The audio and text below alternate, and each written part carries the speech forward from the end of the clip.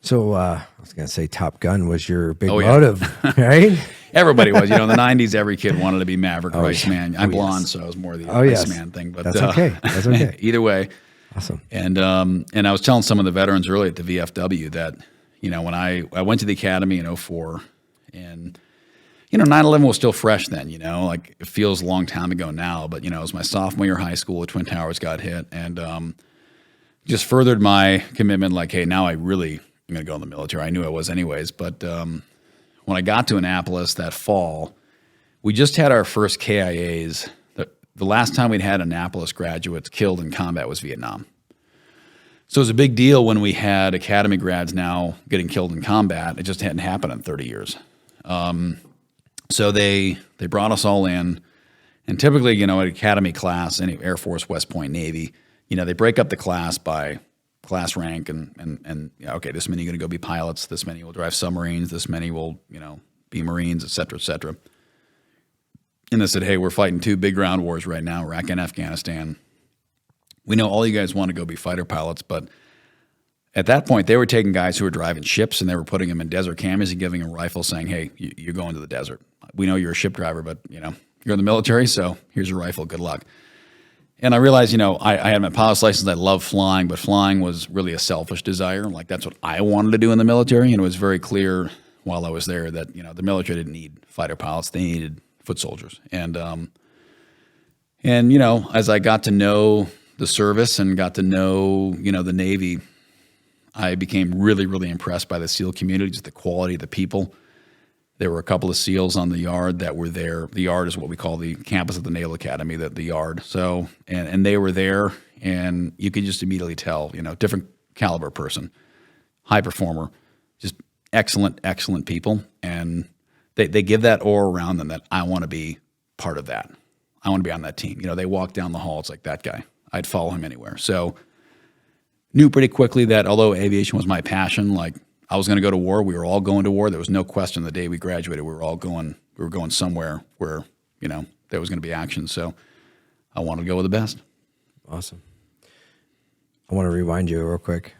So I'm curious. One of my best friends in high school went to the West Point. Mm-hmm. Really, really good kid. His name was Derek. And I just remember the pressure he was under. His dad was a academy graduate, and we were pretty close when we were in high school. And I just remember the pressure that kid was under during high school. He's like, I remember him telling me he'd finished all the math classes in high school. He had all his credits, and he's taking like advanced calculus. And he's like, I got to. I'm in competition, and he had to pull 4.0s on everything. He was hustling. Talk to me about that experience, and I'm also curious what drew you to the Navy. And then talk to me about that experience of how and what in the mental toughness you had to have to get to go to Annapolis to the academy. Talk to me about that. So the Service Academy application process is pretty unique. It's not just be good at school, have good grades, have good test scores. That's definitely, as you alluded to, a big part of it. But there's a whole parallel process that a lot of people aren't familiar with, and that's the nomination process, where you have to have your congressman, senator. They interview all the candidates with a board of assessment personnel, and they decide if they're going to give you an appointment. And you may have all the grades to get in, but the academy board says, or the congressional board says you're not qualified. We don't think you meet the whole person concept. You look great on paper, but in person, we don't think you can be a leader.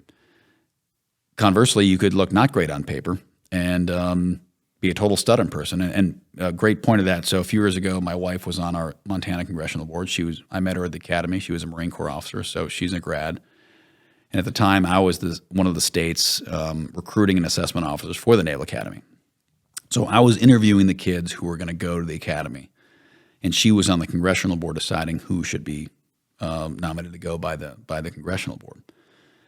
And this one kid had applied the year before and didn't get in. And on paper, he didn't look great.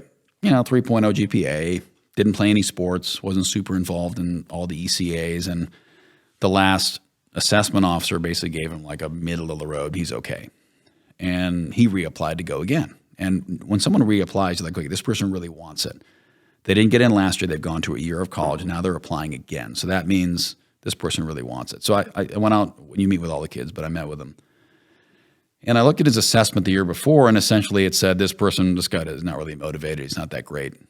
I don't think we need this guy in the Navy. Sat with him and said, why don't you play any sports?